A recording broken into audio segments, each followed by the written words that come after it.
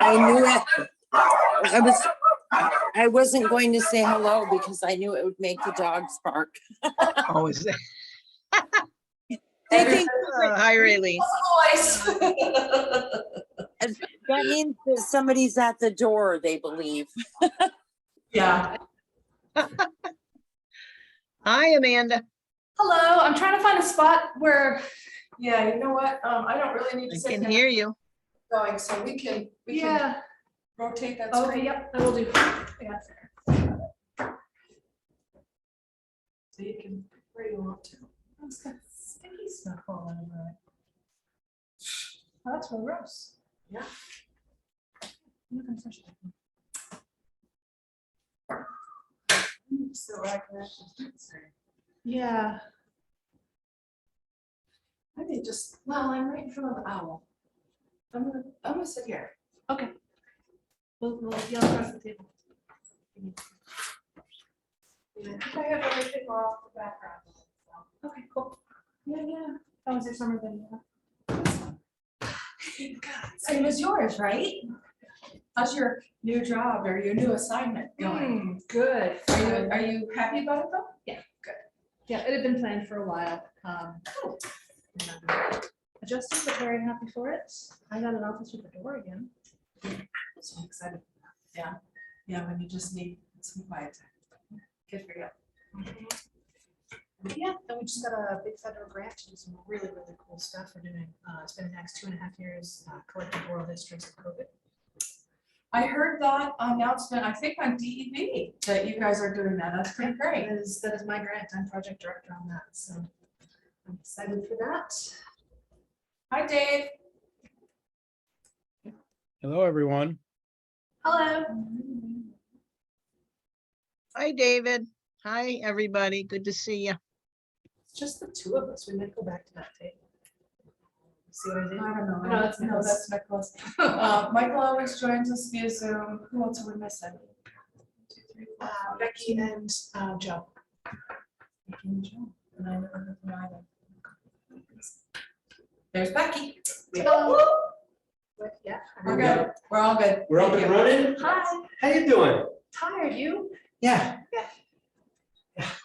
That's good. We're all- okay. Good Thank job. you so very Good much. job. Way to go. We'll close this. You going home? No, please leave it open. Please leave it open. No one else should be in here now. Yeah, I mean, It's just Carol, if you're leaving. Yeah, Nick's leaving, Nicholas is leaving. See, Nicholas is leaving, Mhm. and I'm headed out. So, guys are on your own. all right. We got it. If you have a party, call me, I'll come back. I was just gonna say, we won't party too hard, but now we should, right?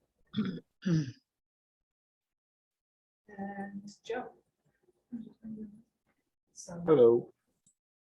Hi, hi. Hello, Joe. Hi, Joe.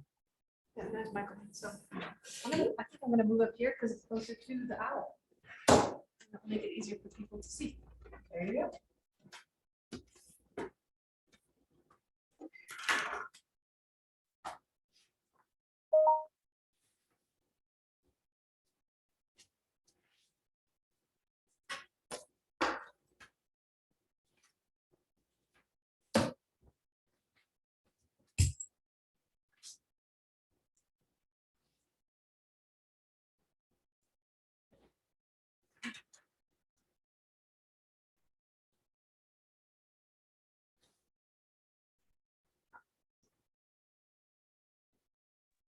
Well, good evening, everyone.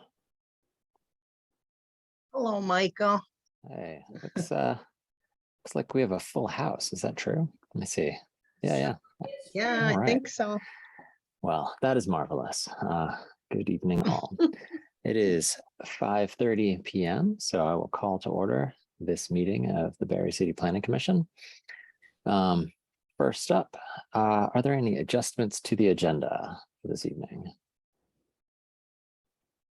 All right, hearing none, we'll move on. Next, item 3 is approval of our minutes. I hope everyone's had a chance to look at the minutes from our July 28th meeting. That is the last meeting, right? That's yeah. Yeah, good. Okay, great. I was, I felt a little rusty. Oh, go ahead. Yeah, I move approval. Actually, I noticed one minor correction. Okay, what's that? So on page 3, where we have the nominations, it lists my nomination is for vice chair instead of secretary. Oh, look at that. Whoops. So I would move we make that update and then approve pending that. Yes, is it, so does that mean I put vice chair there twice? Yes. Yes. Oh, good. All right. Yeah. Vice, maybe.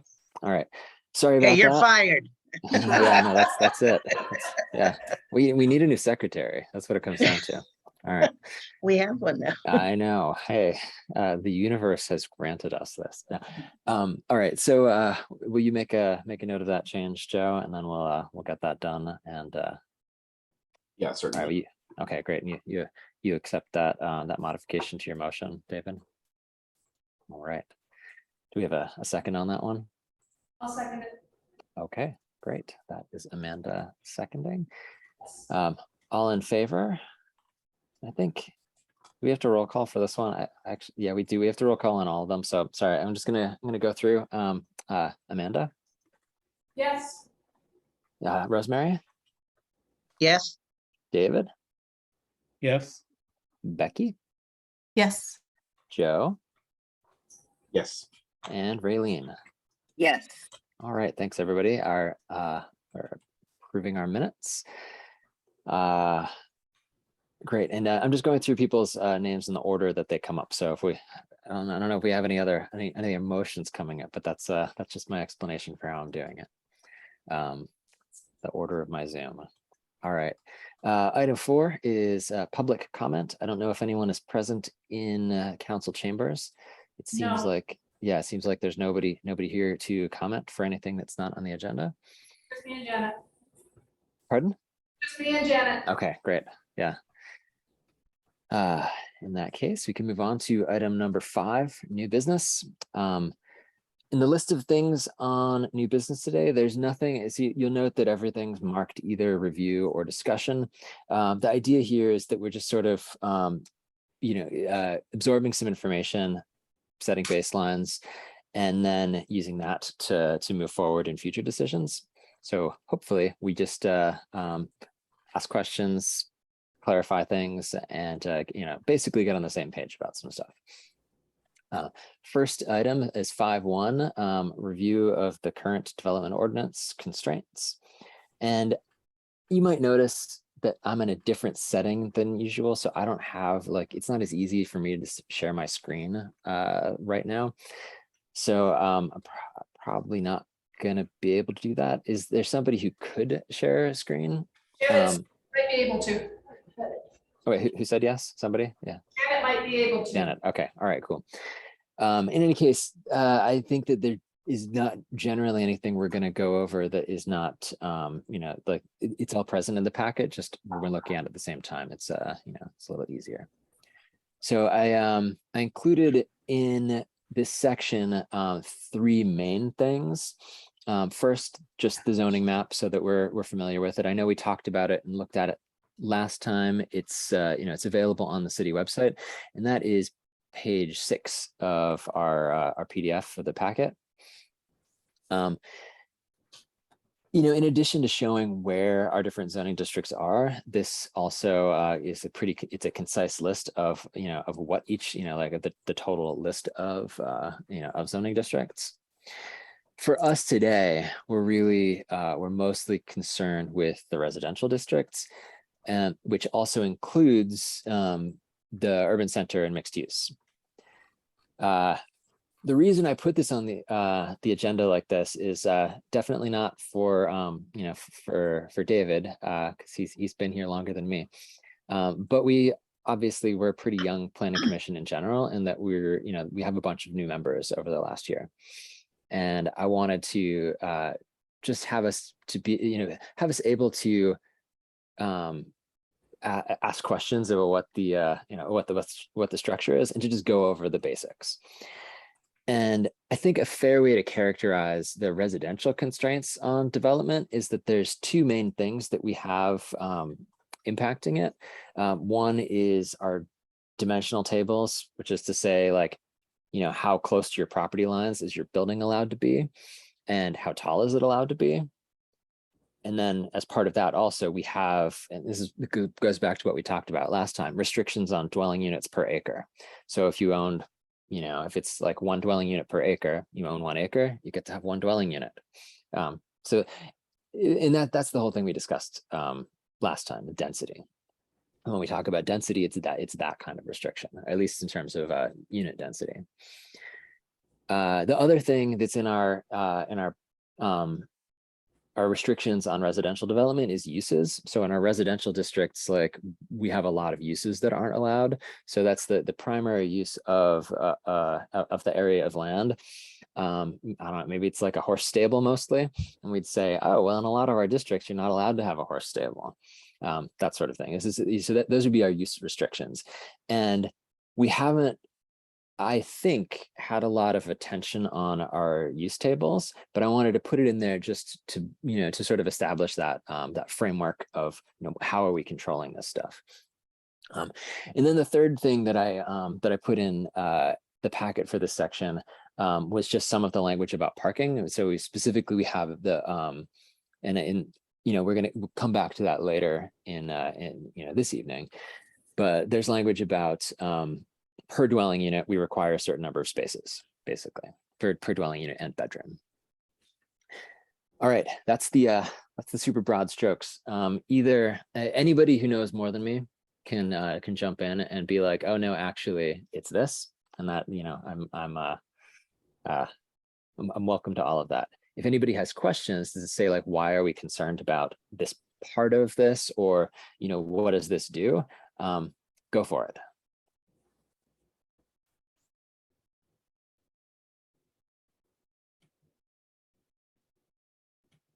I'm gonna talk just so the owl will pay attention. There we go. Good to go. Aha, you have a hand up. Sorry about that. Yeah, just go ahead and talk. Yes, Amanda. Wasn't looking at me, so that's why I started to talk. Janet and I are on opposite sides of the owl, so we're gonna confuse the poor little thing. I just wanted to make sure that I had in my head and sort of before the commission what we're looking at and thinking about is increasing capacity for housing development in Barre City. I want to make sure I have in my head the things that make sense to tweak. And I know you talked about use and density and use and density so far, but it's my understanding that things like setbacks, and you already talked about parking, but things like light setbacks also factor into this. So I guess I'm trying to put together in my head a list of holistically all the things we should be thinking and talking about in addition to some of the things you've already named. Yeah, that makes sense. The setbacks are included in the dimensional standards for the district, and saying like, how close to the front can you be, or also how close to the front must you be. Okay. And I guess my question is there anything else that hidden in the ordinance or generally that would impact housing density that we should have on our list? Oh yeah, there's a ton of other stuff. I was just trying to get the basic structure in place. Okay. I mean, for there's open space requirements once you get above 5 units or 5 units and above. Janet could rattle off a list of these, I'm sure. Yeah. Yeah, there's a lot of things, as Michael has said, that start to trip up the process. So yeah, and the difficulty with I see the other hands up. I'm going to get to you guys in a second. I'm sorry. When I was saying last time about my reluctance of just changing one part of it is that once we get into all of the various details, then we start to it gets to be a complex system where changing one thing may have unintended consequences. And so that's and I don't have confidence I know what all of those are, but I think that particular issue is something we'll get to in the next agenda item is, hey, might we get funding for somebody to help with this? And so cutting through that thicket of like what other stuff is there is something that it really helps to have a professional who can like say, well, all right, like how do we stress test this and say like, we have somebody who's coming and they want to build this kind of development, like what's in their way, what's going to stop them. So, but yeah, there's a lot of other stuff in the ordinance. I don't know who had their hand up first between David and Raylene. Sorry about that. I'm going to go with David first because he's first up in my Zoom. Zoom puts them in order, so that tells you. Awesome. Then I'm just, Zoom is helping me out there. All right, go ahead, David. Yeah, so I was just, you said some of this, but all of these sort of things impact development of housing because they all impact cost. So for example, if you need 2 parking spaces per unit, that's not our requirement. That adds a lot of cost to developing a dwelling unit. If you have lot size requirements like in R4, 10,000 square feet per unit, that impacts cost because that means for every unit, you need 10,000 square feet of property. Setbacks and things that impact cost because it impacts how many units what you can fit on a property. So, all of these things impact the cost of development, and there's no guarantee if we change them that it will make the cost more attractive or very more attractive to develop than other places. But what we do know is that these things do impact the cost. So, and it adds up. So that was my comment. Thanks, David. Raylene, go ahead. So I have a question more than a comment, as far as being new to all of this and trying to catch up and reading and understanding everything, all the goals. When we talk about density and housing, are we only discussing that in neighborhoods, or are we also including downtown, right in the city, where we could be utilizing empty spaces above stores and creating kind of a community downtown that could also, rely on public transportation, walking, rideshare, those sorts of things all grouped into one? Oh yeah, and we're definitely talking about all the places that you can have dwelling units where residential use is allowed. So that includes all the urban center, and is it all 3 of the mixed use? Or I think it's maybe just 2 of the mixed. No, I think all 3 of the mixed use allow it, but 2 of them are more amenable to density. Okay. I think. I can't remember which one's which. I mean, mixed use 3 is the one that's more like the gateway district thing. I think Okay. All right. Thank you. Oh yeah, and our current zoning really is skewed toward trying to make use of density in the in the places that are currently have the most the densest network of infrastructure, which is to say downtown and close to downtown. And part of our question is that enough? And so I think that's, so where we look at some neighborhoods, that's where we're saying, like, did we turn down the density knob too much in this area? And so I think that's where it reaches out into the neighborhoods more. Okay. Thank you. I think I just remembered something else that I was hoping to say in sort of an introduction, is that, I think there's a good question as to why do we have rules about this stuff? Couldn't we just let people build what they want? Why are there rules? And I think, it's a really good question. My understanding, my perspective, I guess, is more accurate, is that we've got these rules so that you can't build something that makes the city worse in a way that decreases the overall value of the city. So that's the city's interest. The city is like, we need to get the tax money from the property taxes so that we can pay for the stuff that makes the city exist.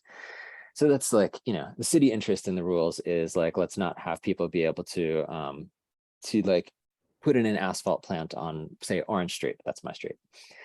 And then the other interest is all the other people who have invested in their properties. They've bought, a place for them to live. They've, built places for other people to live, or they've, they have the building that their business is in, or they're renovating a new office building to, all of this investment, it takes place within a context where they expect that they're going to be able to, the future is going to support them making money from what they've put into it today.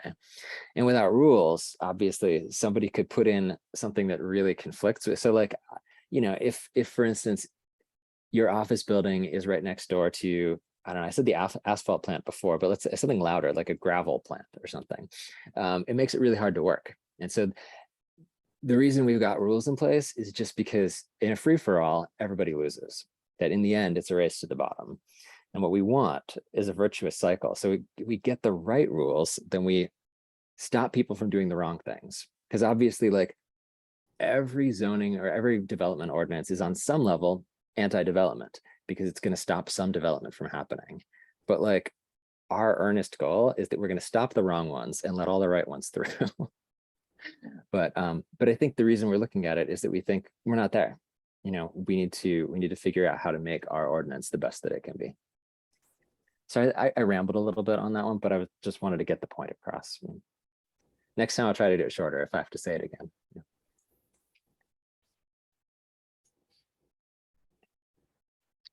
Well, did anybody, any of the commissioners have any other questions about this, the sort of foundational piece, the sort of the nature of dimensional standards, and saying like each district has sort of, you know, lines that the structures that they don't have to draw within, and then we've got our uses, and that's you know, that's pretty much our you know, that's our big framework. Oh, Amanda, go ahead. Sorry, I couldn't tell how obvious it was. This is a procedural question more than anything. As we begin to tweak things, I think it's worth sort of reflecting together with Janet's input, how much to tweak at a time and which chunks of things to tweak together.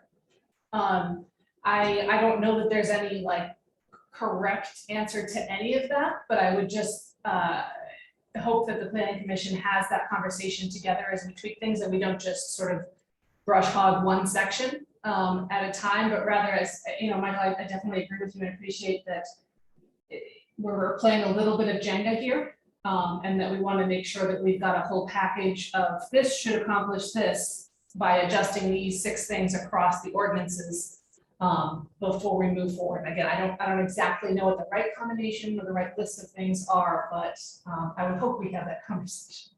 Yeah, I definitely intend to. And that will, if folks feel we're done with reviewing this tiny section of our development ordinance as our foundational piece, that's a good segue into our item 5.2. People are comfortable with moving on to the next one. All right. So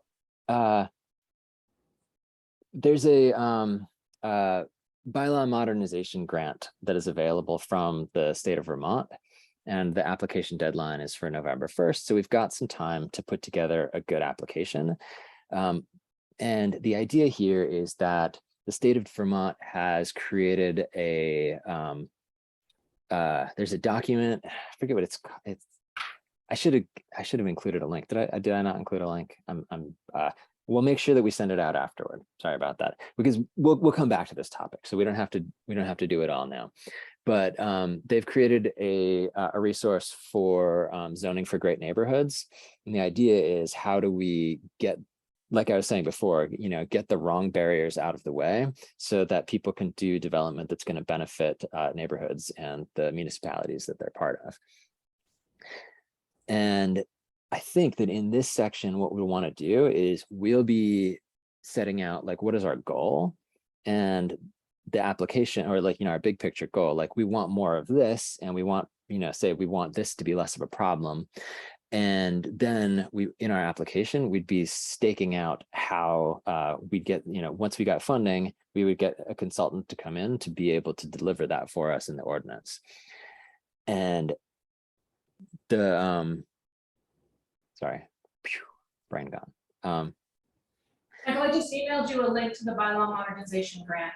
I know, and I saw the notification come up, and it totally made my brain disappear. Sorry. That's the reason. No, it's all good. So what I was going to say is that together, what we can do is figure out what we want, and we'll be, you know, and I think that not only is Barry a good fit for getting these kind of grants, but I would expect that there's a lot of appetite in it's to see cities like Barrie make the changes that are going to make, Vermont as a whole more economically vibrant and more appealing to people.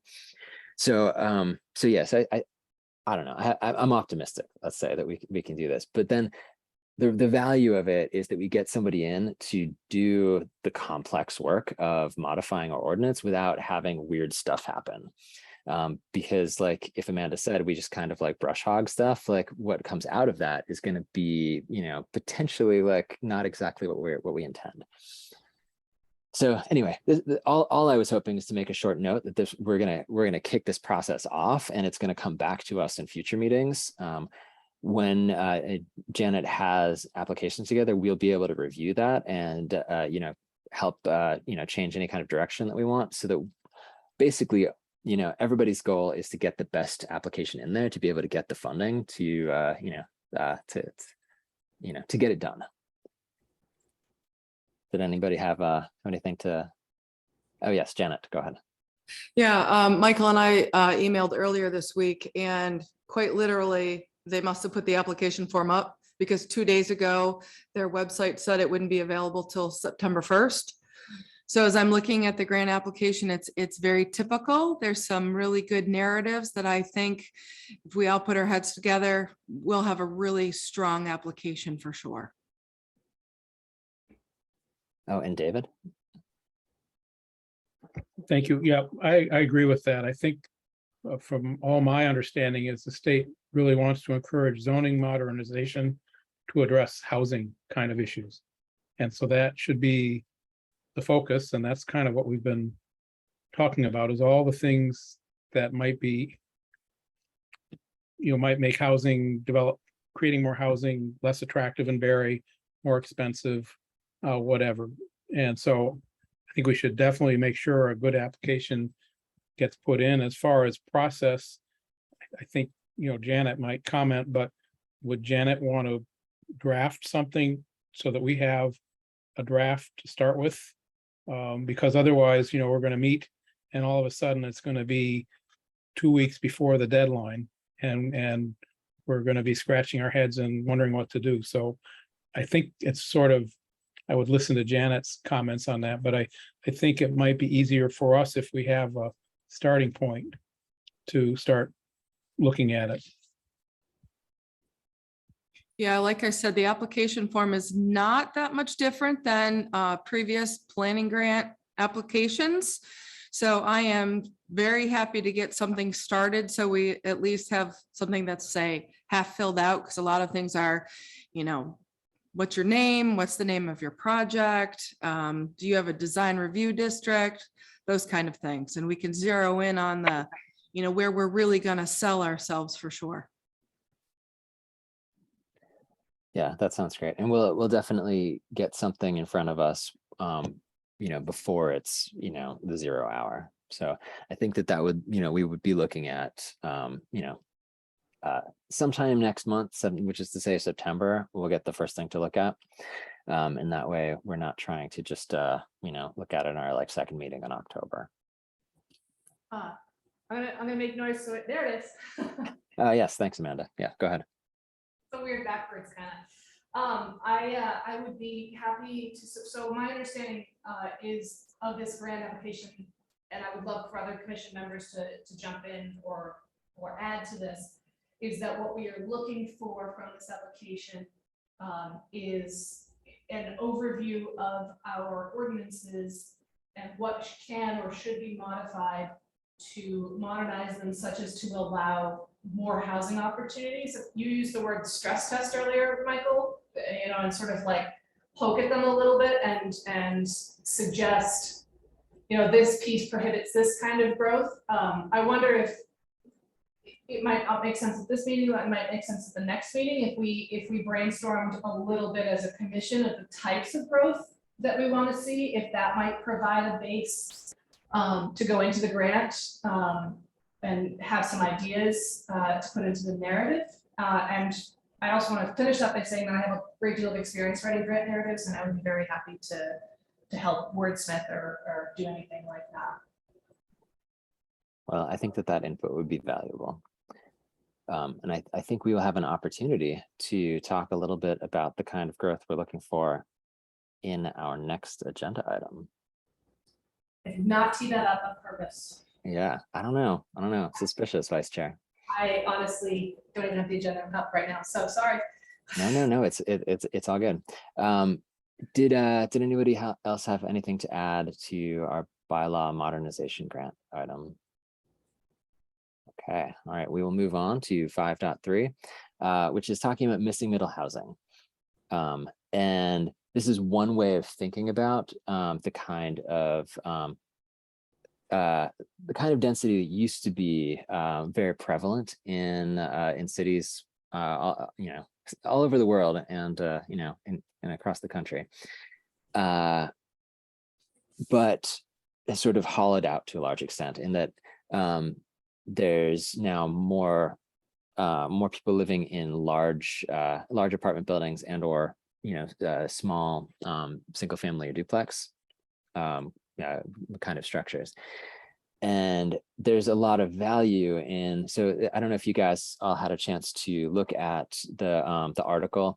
I realized, a momentary aside, I realized that Planning Magazine is a really useful resource for us, in that its articles are, they obviously they're targeted toward a planning professional, but they're written to my mind, at least, that a layperson can read them and understand most of it. And I started getting it because I was like, hey, I don't know, why don't I join the American Planning Association? You can just like pay dues and they'll send you their magazine and whatever. And I could go to a conference too, I think. I don't know, but yeah, but anyway, it's been very useful. So that was my aside, is that and so I think periodically it might be so I'm gonna start keeping my old issues. It didn't occur to me before to keep them, so I'll hang on to them in case anybody wants to look at them. I only have the last one, sorry, but I could download PDFs too. So anyway, so before I said that was my aside, that's the end of my aside actually. So included in the agenda, in the packet for this meeting, was that section on missing middle housing, and saying like, this is a really, it's a good size because it's easy to develop, and it gives you, and it lets you utilize the infrastructure that's present really well. And it's also of the scale, which is the, when we talk about, our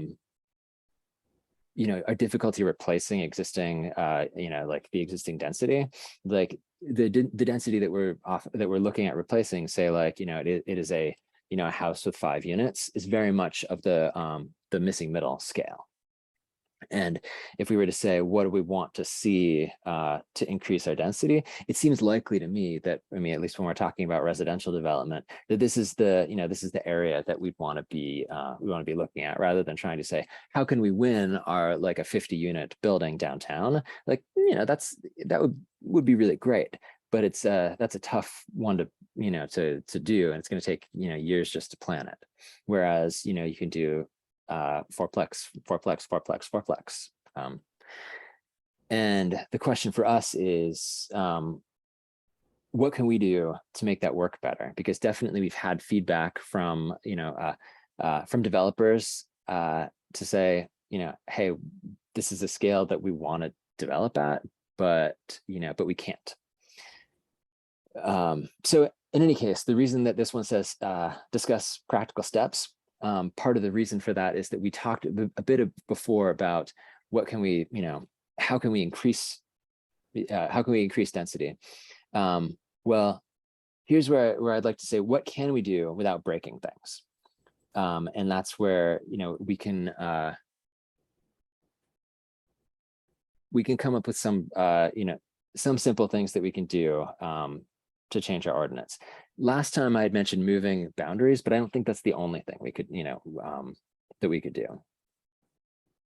So does anybody have anything to, any questions, anything to interject? David. Sorry, I didn't see your hand, Amanda. David first. Thanks. So I read an interesting article not too long ago about the missing middle housing. And it's really maybe outside of the scope of what the Planning Commission would deal with. But it is something that maybe the city council would be interested in, because they've discussed missing middle housing. And I think the article is about Utica, New York, but one of the challenges with missing middle housing is that neighborhoods deteriorate. And people don't take care of their properties and things get run down, and it becomes less attractive for that sort of housing to be developed. And so in Utica, I think they actually developed some kind of revolving loan fund or grant fund to do some improvements to housing in neighborhoods that are the missing middle housing, sort of like what the Habitat for Humanity is looking at in a section of Barry. So it's just something to keep in mind that it's, goes beyond just what the zoning sort of thing can do, but it also, speaks to what do we do to encourage people to take pride in their neighborhood, take pride in their community, maintain their properties, and so on. And it was just an interesting article, a little bit aside, but I think that that's going to be key to actually succeeding once we get language that allows it. There's still work to do. I think that is a fantastic idea, and it's I'll tap you in a moment, Amanda. Janet mentioned this once before, and as far as the Planning Commission goes, I mean, I think what we can do, we could do is say, here's where we think that a program like this would be the most impactful. So because we can't do economic development, but we can definitely talk about where economic development would be effective. And anyway, I've got an idea that is very close to this, but I'm not going to say it because it's Amanda's turn. Thank you. I would just follow up. My notes for this meeting are right below my notes for last meeting. And as part of this agenda item, you had suggested that we talk about subsequent site visit. And I had a note that the section of R4 that is up in the Beckley Hill area was something we had discussed as a potential walk around site visit area to maybe get some on the ground understanding of what some of these tweaks would do. I know when it was on the table originally, it was a possibility for moving that boundary.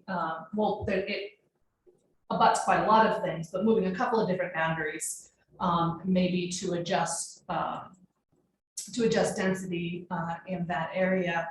So I just put that on the table, that the section of R4 that's pretty darn dense. And I think also on the part of the question was that its density does not match Barry Town. The It does density jumps not. up when it crosses into Barry Town. Janet's not, you can't see her, but Janet's not on your head too. It does not. There we go. She's pulling it up for us.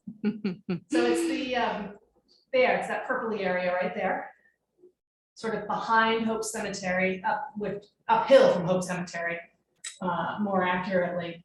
And this was an area that we had previously identified as being a strong possibility for adjusting some zoning density and tweaking those settings. I would say that first. I would say second, that it's my understanding that Montpelier does have a revolving loan fund of the type that David just suggested. So there are good close to hand models for such a model, and I think it's an excellent idea. Thanks, Janet's waving her hand. I don't know if Oh, I can't see it, but Janet, please go ahead. Yeah, I just wanted to let you all know, some of you may or may not remember Josh Jerome, who was our Barry Area Development Director for a while. He went to Randolph. He now took the position in Montpelier under Mike Miller, overseeing the revolving loan fund and those kinds of housing things. And I've run into Josh quite literally 3 times in the last month. So I think he could be a great resource for us. And especially since several counselors really just keep talking about creating a revolving loan fund. And I believe it's on our ARPA wish list already. So. Thank you. Yeah, hey, fingers crossed. I mean, I think that would be a real asset. The second thing that occurred to me, and I believe this is something we can do, though somebody with more planning knowledge would have to actually answer this. But I believe so. My reluctance to removing the dwelling units per acre limits was that I didn't think that we had enough controls in place to prevent like, out of control development in some areas where there's large lot sizes. Now, that said, we could draw an overlay district that removed density in a certain area, I believe. So that we could say, that you have a limit, this is your dwelling units per acre limit if you are not contained within this like, density, density plus zoning district or whatever it is. Oh, no, sorry, not zoning district, overlay district, my mistake. And we could then draw that someplace where, say, there are not large lot sizes, because the large lot size is the thing that would allow, like the setbacks would then be a very small percentage of the overall lot, and so they wouldn't control for the the density of development as much. But in the area that we were talking about off of Beckley Hill, we're generally looking at a bunch of small lot sizes, and so it could be that it's a good place for us to be able to test what the effect is of reducing density in a targeted area. And I think I don't know legally speaking whether that's okay or not, but it seems to me like it's a possibility. Did you say reducing density or increasing density? Removing the restrictions, but yeah. So in any case, let's see, what was I going to say? I appreciate your question, but I also would like to generally discourage or say the people who will talk will be the members of the commission who are called upon, I guess I would say. But on the other hand, it's a good question, so I'm not going to complain. But no, yeah, sorry, I was just looking for a clarification because we were absolutely, talking about absolutely. reducing density and then or increasing density, and then all of a sudden you said decreasing density in a specific area. So I was just looking for some clarification. Oh yeah. I think I misspoke. I'm sorry, everyone. Yeah.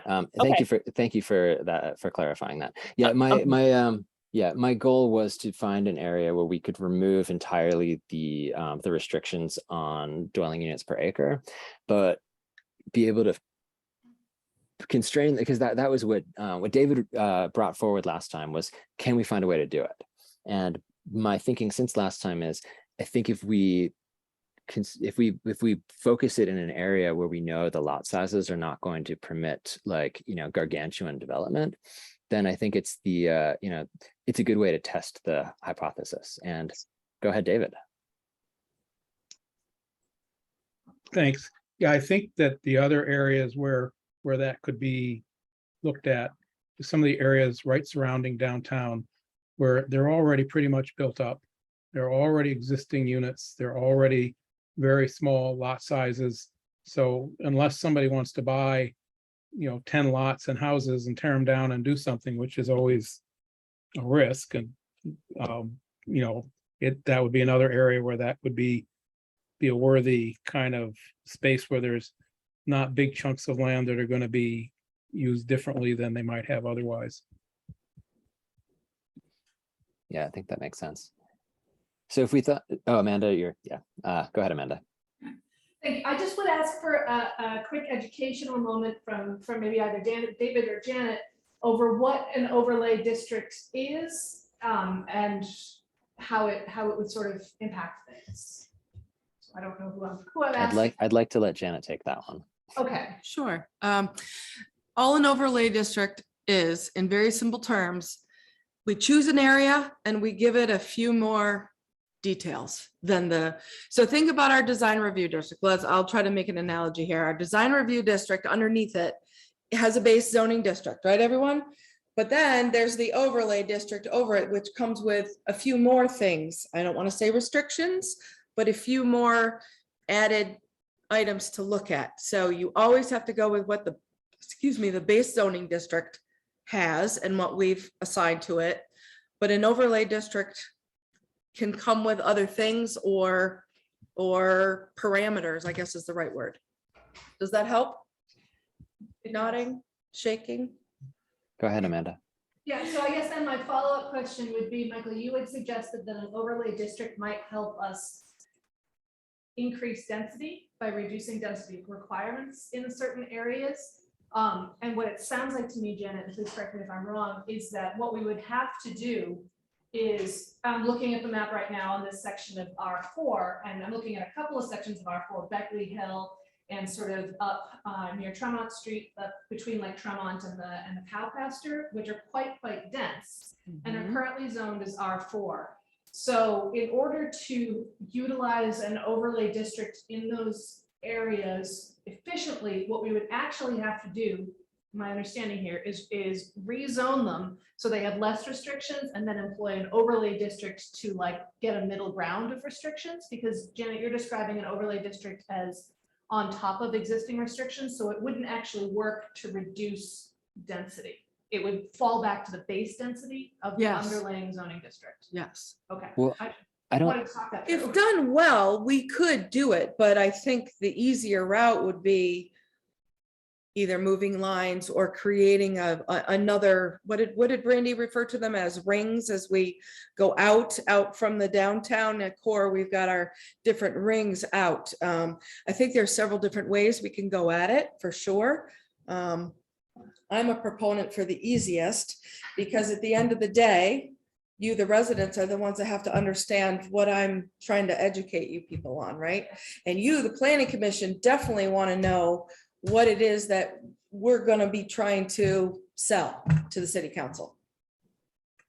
yeah, I wanted to note that Amanda's question was that an overlay couldn't change the rules for, you know, couldn't change the dwelling units per acre number. And it's, I don't know of a reason why it couldn't, but again, I don't know the underlying law that constrains what is possible. But it seems to me like you could just have so like the overlay district is another blob on the map on top of the other blobs. And the overlay district blob just says everything inside of this blob has no maximum dwelling units per acre, say. And I don't think there's a reason to stop that. Yep, as long as it's specifically stated. Yeah, right. I guess just to, I'm sorry, there we go. Just to jump back, my understanding from what Janet said was that it couldn't decrease the base zoning requirements in that Right. section. Could if And we that- worded it specifically. The latter of the two of your statements, for So sure. it could if we worded it carefully and specifically. Yes. Okay, thank you. David. Yes, another way to get at that is, and I'm not sure it's a good idea, and it might be overly complex, is to offer density incentives or bonuses in certain areas that would specify more, say, you can have more density if you do certain things with your lot, or if your lot meets certain conditions, like it's too small to build on now, or whatever. We'd have to think it through, but that would be another way to do it, is just write some kind of bonus language in. I Yeah. swear we talked about that back in 2019 too. Yeah, we may have. Yeah, I mean, my only concern about it is that it's it's a smaller incentive than just saying, hey, go ahead and do it. And it sounds more complicated. But that's what you said anyway. It's like it's not really a criticism. So if I might, Michael, I want to remind everyone that the state of Vermont has another overlay program that we could, and this is something I've been trying to get back onto now for 2.5 years. It's called the Neighborhood Design. The acronym is NDA. So what it is it's almost like the downtown design review district. We have registered with the state. We could have a neighborhood, like a village center. We can have neighborhood districts. And all that really does is allows those folks in the neighborhood to qualify for other incentives if they're out there. It's still on my long list of to-dos, but this might be the time where I say, look, I really want to move this to the top of the heap and see about getting this done while we move forward with revising our zoning. Yeah, I don't think I remember that one. I'll have to refresh myself.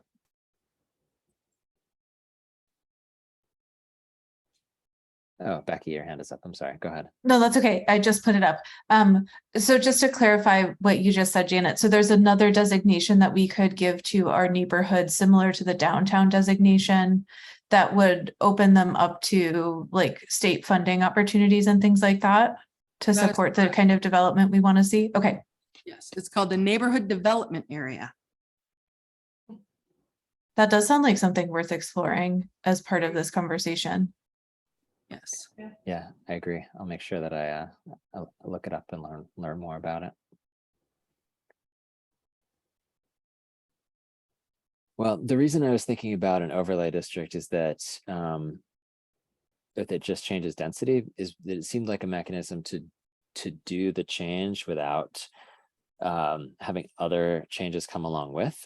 So if we move the lines for the denser residential areas, there's some impact in terms of the permitted uses. And there's also, what is it? Yeah, maybe that's all. It seems to be moving lines creates more friction often from the community. But I think everybody who was included inside of this district would have to be notified of the zoning change, right? That would be the right thing to do, yes. Yeah. So certainly when we move the lines, everybody who's zoning has to be told. So either way, there's the possibility of when we make a change that the residents might not be that interested, and we've got to think about, well, what's our communication around it? How do we hear from them, and how do we make sure that we're not doing something in a high-handed and hated way? Rosemary, go ahead. I'm just questioning this, if we're moving the lines, does that go to public hearing, right? Even, Yeah. I mean, you just talked about notifying them, but I didn't Right. know if it would be a normal hearing like we do other things. Okay, thank you. Yeah, it's true. Yeah, all of these changes will have to go through the process and, in the end, be approved by city council.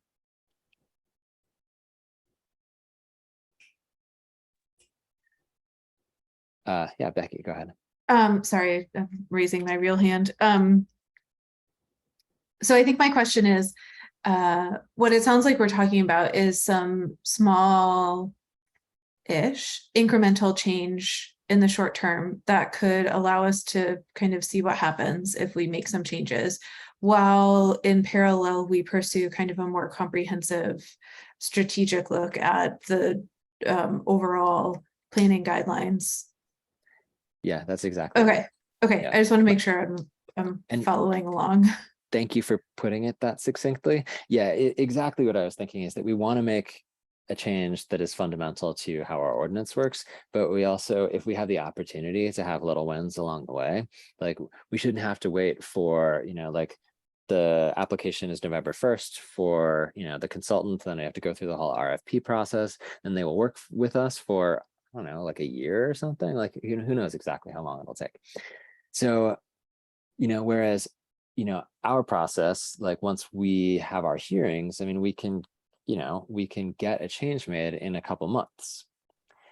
And so if it's the right change, then I would hate to say, well, we won't do anything to, to improve the opportunity for developers to, to increase housing until we get, a professional on, because I don't know, who knows how long we could get stuck.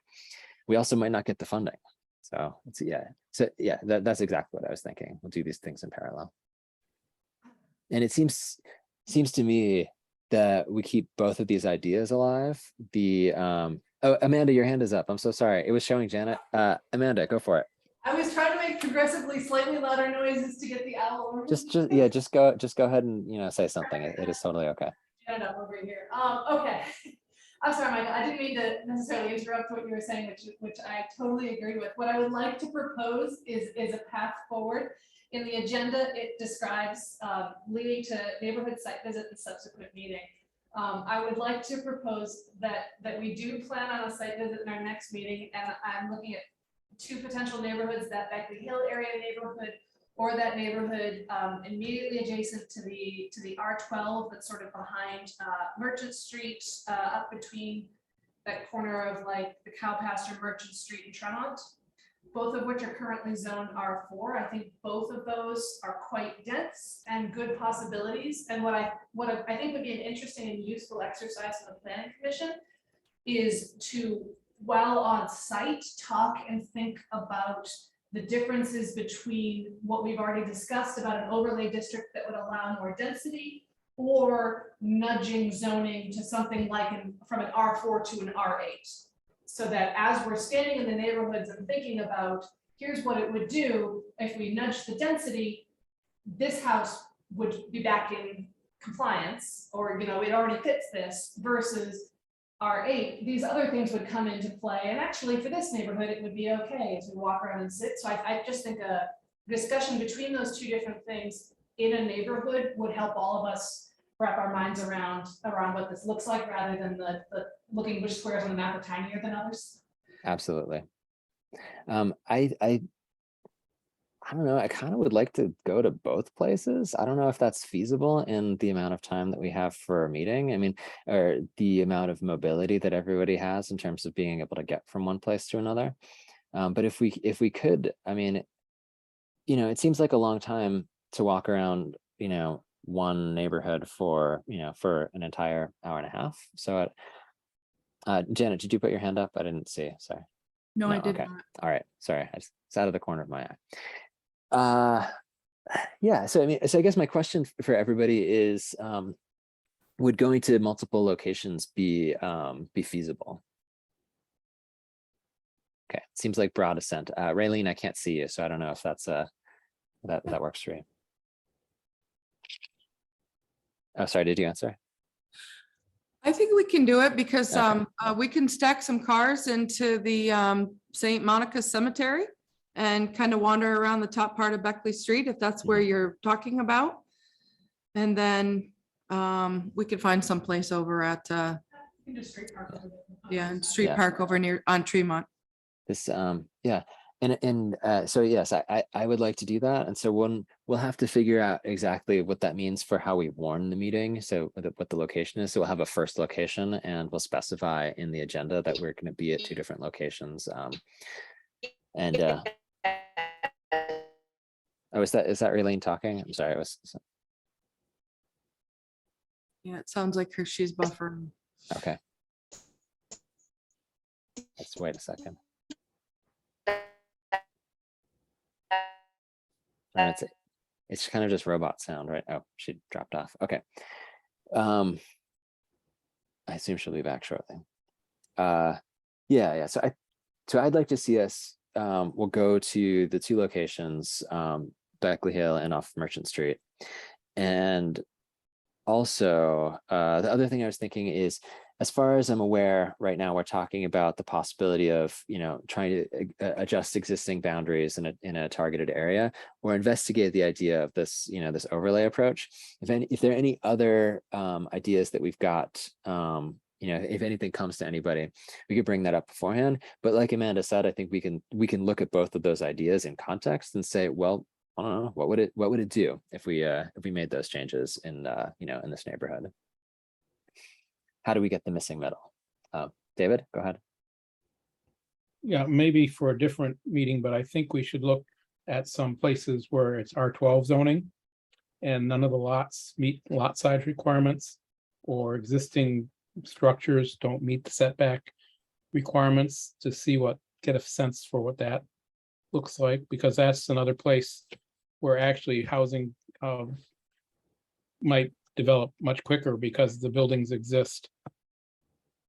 So that may not be this next meeting, but I think it's another spot we should try to pick out a couple, you know, at least 1 or 2 neighborhoods that's walking distance Right. from City Hall or very close. Yeah, I think we were talking about Brooklyn Street in passing at one point. Is that in the R12? Yes. Okay. Yeah, I think let's yeah, I think we'll hold off on that one. We're gonna look at these locations, I think, and then if we want to go out more, we can Right. go out more I until mean, the weather tells us no. Yeah, I just think the low hanging fruit is probably in like the R12 and R16 or whatever the more dense areas around downtown where we talk about infill and, what's there. So I think it's worth, Right.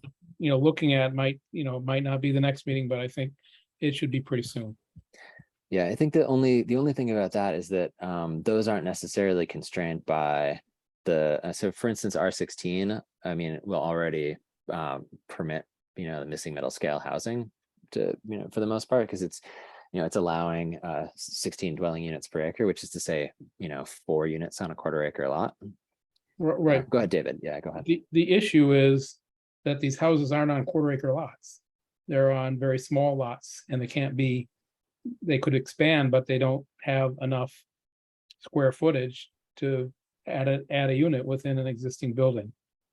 So that's, and it's like the triple deckers in Boston where everything's one on top of the other, but it can be pretty nice. It can be nice housing.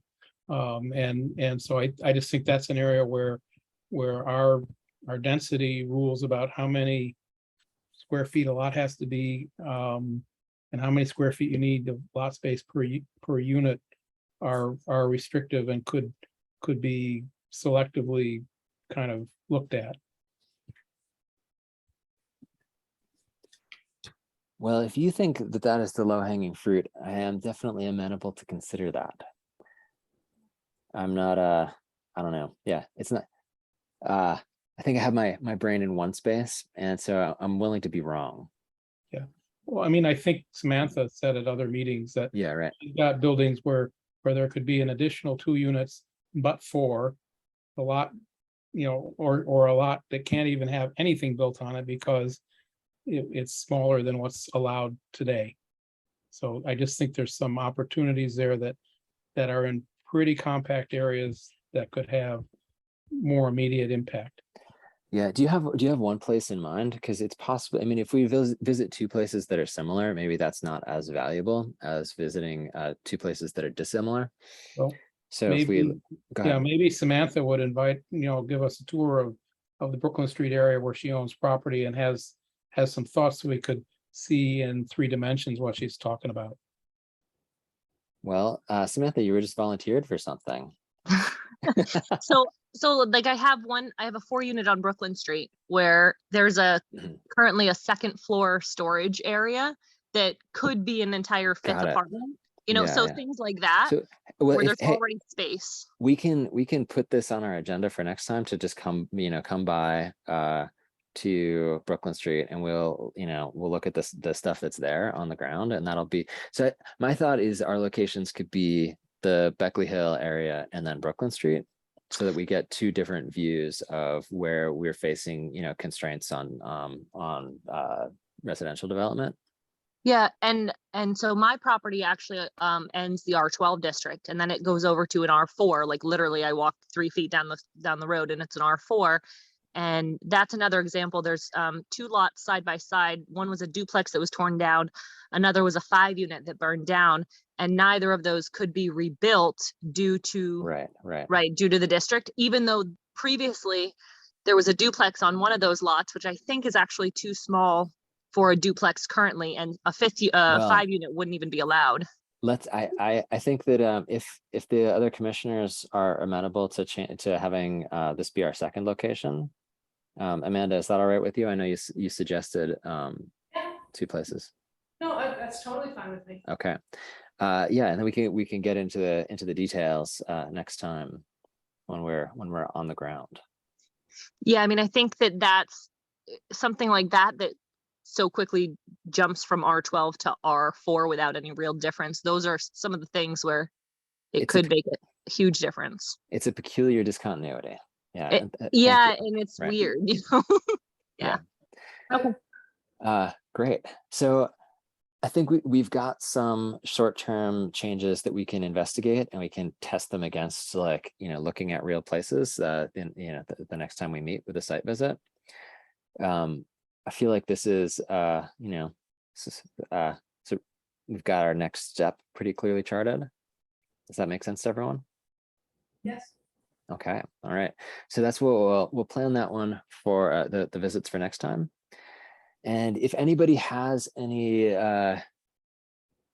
any thoughts about, we were talking about like what changes can we make? If something comes to mind, if they read something someplace, etc., just, shoot it to me and Janet, and we can get it distributed to everybody so that it's something else we can think about for next time. All right. And if that's all we've got on our missing middle housing section, our 5.4 is looking at parking minimums. And like I was saying before, again, I leaned on Planning Magazine to point this out. So essentially, I mean, parking minimums, I bring it up because it seems to me like really low-hanging fruit for making a change that is, that reduces the cost of developing housing. And it also, I mean, parking minimums, the parking minimum says you've got to have a certain number of spaces for every apartment. And as Samantha has pointed out to us before, that increases the cost of the development, not the cost of the housing, not just for the owner, but for the tenants who have to, the ones who don't have cars are paying for the parking spaces, even if they don't want them, which is not efficient for our town. But I think that the main takeaway that I would like to give everybody is that in reading this, the Planning Magazine article on parking minimums, it seems like they are so absolutely in favor of parking minimums that their negative of it is, you're going to encounter some political pushback. There are some people who just won't accept it, even though it's obviously right. And that's the planning perspective. And so that the main thing I wanted to get across is that it seems like people who are trying to design neighborhoods now are saying, please, please, please don't have parking minimums. And so I don't know, that's it. That's my whole message. Did anybody have anything they wanted to add?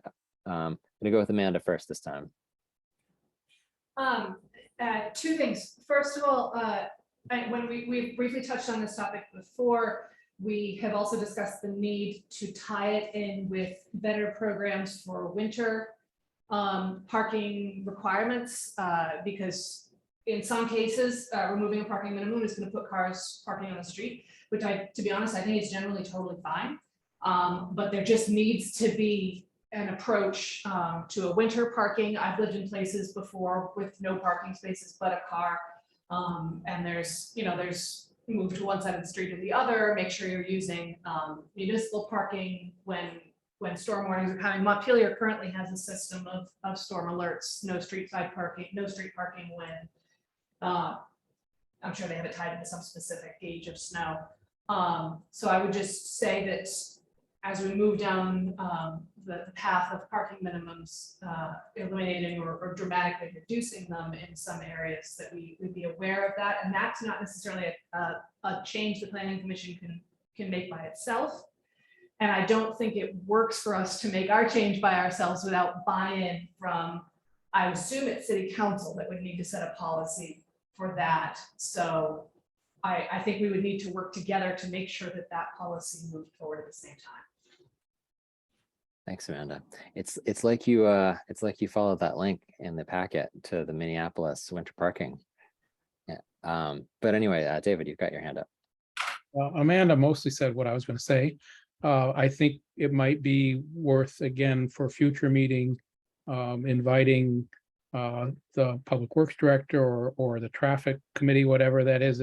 If Michael, if you know anybody who has connections with that, that would be the place to discuss things, because probably if the Planning Commission and the Traffic Committee came up with a joint proposal to address winter parking, but allow some on-street parking in the winter, that would probably have a good chance of being very happily received by the City Council.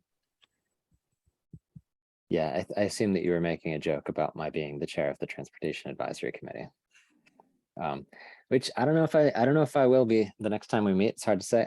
We are having our elections the next TAC meeting, so we'll see. Janet, do you have your hand up? Yes, thank All you. right, cool. This was actually for one of my staff reports, but since we're talking about it and we're talking about parking, our internal parking team met last week, which is comprised of the clerk, myself, the 2 meter people, the deputy and the police chief, and public works director. And we spent almost 2 hours. Unfortunately, Bill wasn't with us at the meeting because he was on a vacation day. But we talked about the winter parking ban. And of course, I don't know if any of you know, Brad came from Hartford, White River. And he said that, that's what they do in Hartford and Hartwood. Same as Montpelier. If the light's flashing, you got to get your cars off the road. This keeping cars off the road from November 1 through, what is it? March, he says is crazy, and it only benefits really public works so they can plow. But if we don't get snow till January 6th, people are compromised. So I have to say that most of us sitting at the table were proponents of suggesting to the city council something different, but we don't want to do anything without hearing from Bill and Bill's buy-in, because Bill's take of it is just it's so raw and hands-on. It's his people that are out there plowing. It's his people that call the police to come tow a car when a car's in the road. But I think that we've heard enough from several people already throughout the years that they don't like the winter parking ban, and maybe we should just try something different. Give it a test drive. If it doesn't work, you revert back to what it was. But I think there's more to come this fall for sure. At least more discussion in a public manner. Yeah, I think that it's highly unlikely that it makes sense for the winter parking ban stuff to come from the planning commission. But the reason I included the link was to say, hey, there are cities that get lots of snow, more snow than we do. I think actually I didn't look that up in the sorry, I didn't hear. Blasphemy. Ah, come on, we don't get that much snow. So what was I going to say? Yeah, there are systems that are well developed that have contingencies set up for saying like, oh yeah, under these conditions, you follow these rules. And it seems like pretty manageable, says the guy with the driveway. But I can imagine that, the experience of following these rules is what I mean. So just to say that for us, it shouldn't be a source of fear to say like, oh, but what about? Because we know that there's a way to solve that problem, and that for us, we can focus on, well, like, what does the city need? And, the answer is that like we have this infrastructure that we created for cars to use to a large extent to park on.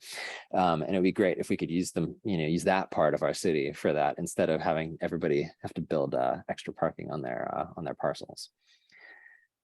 And I'm hopeful that Bill will be amenable to making this change, but I think we don't want to optimize for the operation of our plow trucks because they are a vanishingly small percentage of the usage of our streets. Like obviously, like we as a city operate the plows, but like, there's 15,000 cars that go on Main Street every day, and so it's like way more that what it matters to them.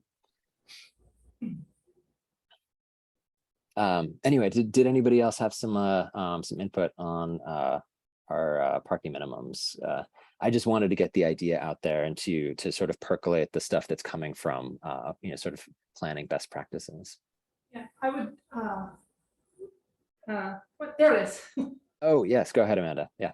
I would just add to what you say. I totally agree. The planning commission should focus on our wheelhouse and what we can move forward to improve things.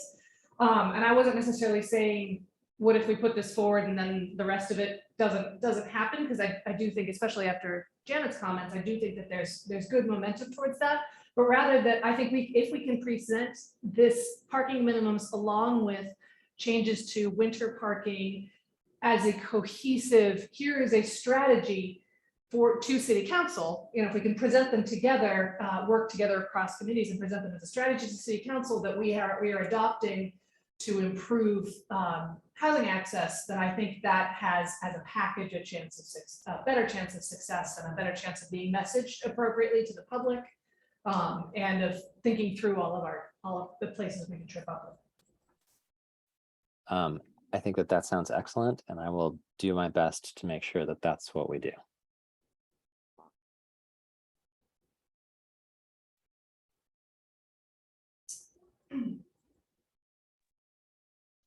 All right. Anything else on that one? Well, next up, we have item 6, confirm the date of our next meeting. So September 8th, I think, is when we should be meeting. That's what I put in the agenda, at least. Second Thursday. Pardon? The second Thursday. That's the right one, right? Okay. Yes. Yeah, good. Yeah, great. And so that'll be our neighborhood site visits, and we will, yeah, we'll get the details for those into the agenda, and hopefully some members of the public will be able to come out and join us. Can I make a motion that we have good weather that day? Speaking of things that are not the planning commission's wheelhouse. Yeah, exactly. I'm not sure we have jurisdiction over that, but you should take it up to the appropriate committee. Wah, wah. Okay. Yeah, all right. The September 8th is good. Yeah, okay, great.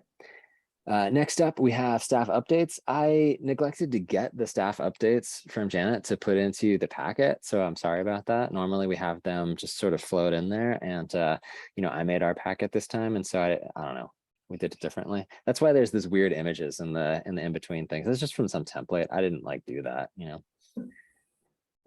I neglected to write anything down, so. Okay, great. So it wasn't just me, but we kind of, I don't know, yeah. We're figuring it out, let's say. Yeah. So yeah, so go ahead, Janet.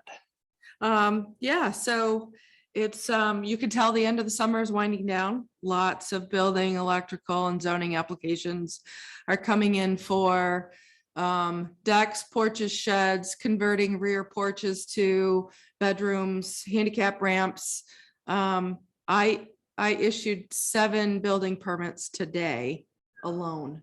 It seems to, and this, I worked remotely today, so I basically needed to hide out to get some stuff done.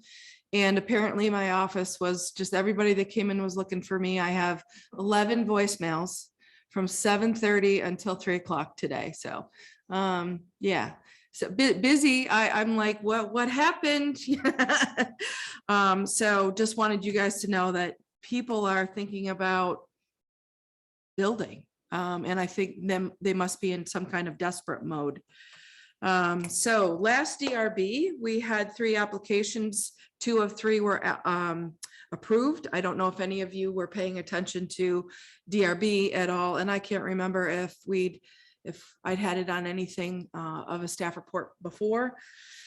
The church asked to take down a vacant tiny little house on West Street, which the DRB denied. The second application was, I'm thinking about too many things at once. Sorry, people. 105 North Main Street. Some of you know it as the Merchants Bank building. Some of you know it where the bike shop is.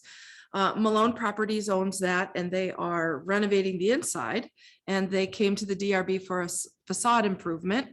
They're going to re-expose some of the entablature and the columns that have been covered up over the years. So that's kind of exciting, and will refresh the building as they totally renovate the inside 2nd and 3rd floors. And the third one was, Michael, help me out if you don't mind. What was Lighting that? on the facade of City Hall / Opera Oh, House. how could I forget? Barry Opera House came to City Council with a proposal to do some lighting that you see like in museums and facades in bigger cities, and that passed unanimously. So I had an email today from someone from Val San Giacomo, Detora, and McQuestion. The church has contacted them to see if there's anything that they can do to have their permit, their application be reheard in front of the DRB. and I need to do some investigation into statute. I've never heard of something being able to essentially be re-entertained. I don't think it's allowed, but I promised the attorney that I would look. So that's what's going on with previous DRB. There is no DRB for September. I had no applications, but I already have one for October. AR Market wants to redo their signage that they have in front of, on top of the building now, to include a sign for Pearl Street Pizza, and then the other half will be AR Market. And what I explained to the owner was the current signage was approved under the previous zoning. So he's got to come back in front of the DRB for a sign variance to do what it is that he wants to do. And he resoundingly said, yes, I want to. Wait, wasn't it approved under this zoning? It was not? I thought it was the first thing that happened after the current zoning. I don't think so. Yeah, I'm not gonna put looked, money on it. And Good Samaritan Haven over on Seminary Street, they're struggling with their people and their programs, and they want to come in front of the DRB to modify their current permit to allow people to be inside of the structure during the day. Right now, their zoning permit and development review decision, as well as state permitting, says they have to get out of the building at 7 o'clock in the morning. It can't come back until 5 o'clock at night unless they are holding counseling services done by Good Sam and nobody else. So they're struggling with that. So we met with a consultant yesterday, the code enforcement and I met with them, and I promised that I would send them some more information out of the current zoning and what will and will not work. And if they still want to come in front of the DRB, that this is what they're going to have to present. So that's October.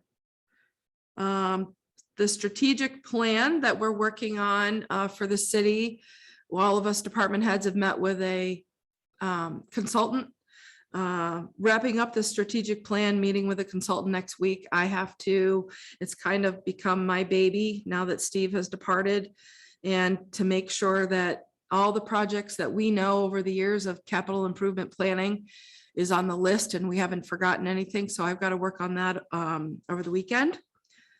We have a consultant also working our capital improvement plan. And that is definitely in my wheelhouse. I'm working closely with that consultant to try to get that closer to fruition. Hazard mitigation grants, the fire department and the public works department want to apply for a hazard mitigation grant to replace the generator out back for City Hall.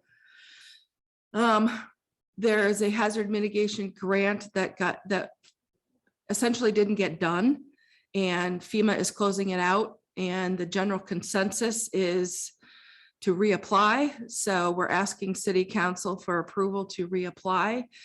Steve was supposed to have that done before he departed as an employee, but he's now gone. So I think that may fall to me. So we'll just wait and see what happens on Tuesday night. Our 3 applications with Senator Sanders, they call them the earmark requests, have made the first round and have moved on to further review. So that's really exciting. And don't forget, we have cannabis edits to work into everything that we're working on. And I don't know if any of you realized the City Council, they passed a resolution to create a Cannabis Control Commission on June 14th. So we quite literally have a Cannabis Control Commission, which is comprised of the 7 members of the City Council. So in the future, any applications are supposed to be reviewed by the commission. And I've been working with the zoning administrator out of Stowe, and she and I are trying to figure out what more the council could possibly look at if we're already going to be looking at it under zoning regulations. If they're perceiving it as a perfunctory approval like they do the liquor licenses, we're really not sure yet, but I'm afraid there's going to be some redundancy, and I hope that we don't expect people to have to pay for a license out of the clerk's office after they've already gotten a state license, a zoning permit, a building permit, blah, blah, blah, blah, blah. So there's more to come on that for sure, but don't forget we have cannabis edits that we were asked to not forget about by the city council. And I'm done. And I'm going away for a long weekend next weekend, so Oh, I enjoy. can't wait. Good. Janet, can I ask a quick follow-up question? The church you're discussing at St. Monica's, right? St. Monica's Cemetery? The Catholic church. Yes, I apologize. You're That's all right. 100% true. Yes, I just St. wanted to make sure I Monica's. understood it correctly. You know, I know these things and sometimes they don't go from here to there. So there's a lot going on again, still, so. Becky, go ahead. I just have a question about the cannabis edits. Are those edits to the zoning that we need to make? Yes. Yes, we need to work in some definitions and to make sure that we do or do not want to assign areas where growing can occur. We have the ability to do that. We at least should get some definitions in there. Derby has passed some zoning edits, St. Johnsbury, there's a whole raft of towns. And so again, my contact over in Stowe, we've been talking to each other about, you know, nobody wants to be the test case, but everyone seems to be getting at it gently. So I just wanted to remind everybody that we have those to work in amongst everything else. True indeed. Thank you. Thank you, Janet. All right. No, I was just talking in my arm, sorry. Next up, we have roundtable. Did anyone have anything that they wanted to bring to the planning commission? Becky, go ahead. I have more of a question, which is, will we be notified when the proposed changes we've made will go in front of city council? Or do I have to pay attention to city council agendas to find that out? Okay, Janet shaking her head, yes, we'll hear about that. I'll remind you, the process is, once you folks are happy with what we're ready to present, we hold our own public hearing where you Right. recommend a forward. So you'll be fully aware of the process as we get going again.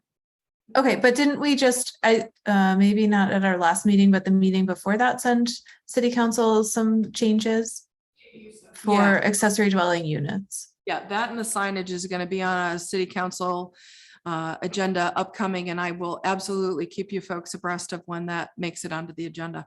Okay, great, thank you. I really appreciate that. All right. Anyone have anything for roundtable? Happy Labor Day, everybody. Yeah, Happy almost September. I know. coming right up. It's true. Well, if no one has anything, then I would hear a motion to adjourn. So moved. Thanks, Becky. A second. I'll second. Averill. Rosemary, second.